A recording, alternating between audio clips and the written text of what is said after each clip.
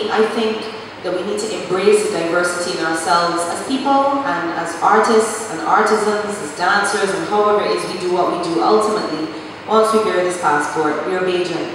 So, and also in terms of exporting, when people from the outside listen, they can identify with some of the styles that may be a little stifled or suffocated if you turn on the radio. And I think that goes to our perception of how we love ourselves, because when we think of music like Tony Norval and all of these great artists, for some reason there's a disconnect, whereas in the mellow mood there's no Bajan music ever in any station that I can hear about. I stand corrected, I'm not in a war, I don't have no time for that about music. There's any mellow mood that I'm saying that the default should be, why am I not hearing Simon Pike, why am I not hearing Paula Hines, why am I not hearing Tony Norval? There's so many different choices, and for every Julia Gong, you should be able to play a buggy.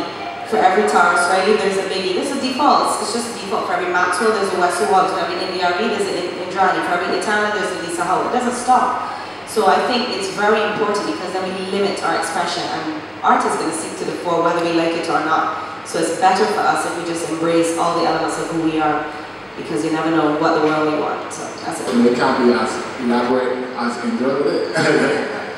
But it is very important to be diverse and to be open to different musical genres and everything that is out there. And in this age grade, you don't even want to be the radio anymore, because you got YouTube, you got the internet. People are open, and we always talk about a global village now. So people are taking the influences. I remember when I was first, I was in about 4th form, and then you have people listening to heavy metal. I was like, well, listen to what? Demon music?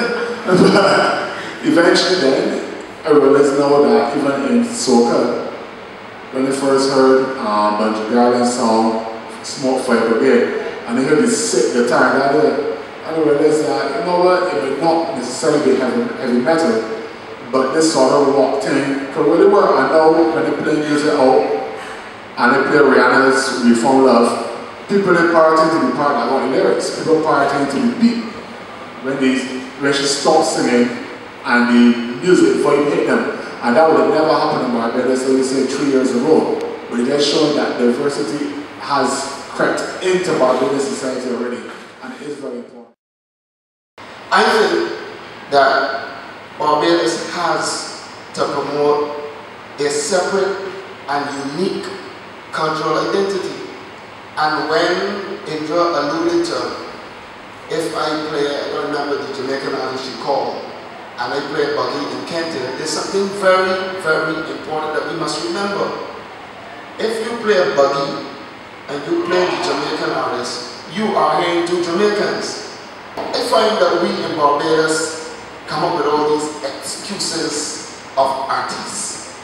Barbadians don't like this. And for your benefit, Indrani, we play buggy, we play Obesu, we play Simon Pike, we play everybody. Our issue is that when a Barbadian writes a rap song, and this is where this point comes back into play now, a Barbadian talks about things in a rap song that don't exist in many places in the Caribbean. I mean, the terminology is so American all over. We don't have them type of killings down here. We don't have them type of things down here. And they expect you to inundate your station with these mock songs and mock performances. When Run DMC and Jazzy Jeff and all these people rap about anything, it is social strata they're experiencing. They rap what they experience, they rap what they see. So when the artists in Barbados who claim they are so diversified and they got so much talent release a song to the radio station, and I can't tell the difference whether it is a Jamaican, I know it's a Bajan because it's some mock trying to copy and it's stupid. And these are not the things we can do. So when you go to your travels and you sound like Messi Gray, or you sound like whoever you want to sound like, somebody has to ask the question, well, guys, what's going on with Barbados? Well, we didn't even know, because over the years, they never saw Barbados as that. They will never ask you if you live in Jamaica. because they know that Jamaica has an identifiable sound. Barbados has, and I don't mind being copying of a thing, but Barbados music can clearly be identified because it's different to everybody else. And even the way we play soca music is different to how Trinidad, Antigua, St. Vincent, Martinique, Guadeloupe, everybody else got their culture. Why is it that we are so anxious to get rid of this cultural identity and bringing this thing in our country called cultural diversity? We're confusing the issue.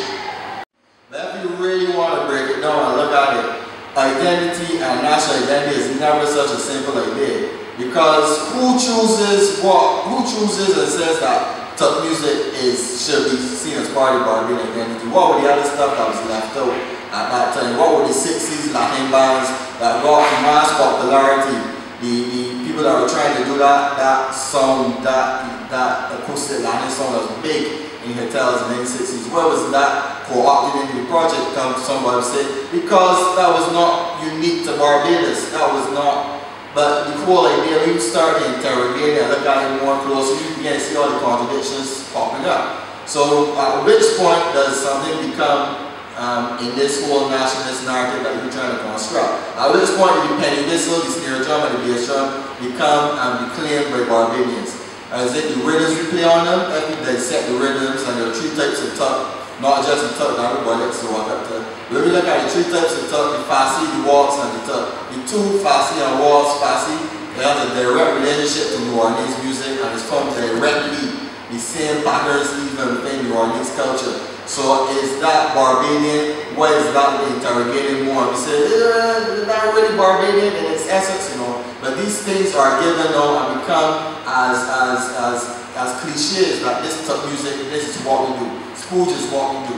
But when we look at different concepts of identity and embracing a wider variation, a wider conceptualization of what we are as Caribbean people, and not just narrowing it down to this straight nationalist objective, then we really see what can be possible, as Walcott says, the other Walcott, not family to me, that we must look at the fragments that make Caribbean people, but that's what makes us Caribbean people. The Europeans, the Jews, the Syrians, the Africans, all these people came to make Caribbean identity. But what I'm going to get into, and this is a point that a lot of the other musicians brought up to, is the inferiority complex some musicians have in seeking to express what they term to be Barbadian. So people have cast, let's put this as this is Barbadian music, but some musicians are scared now, and it seems to contradict myself, I'm just expressing the complexity of the issue, are scared now to perform this music.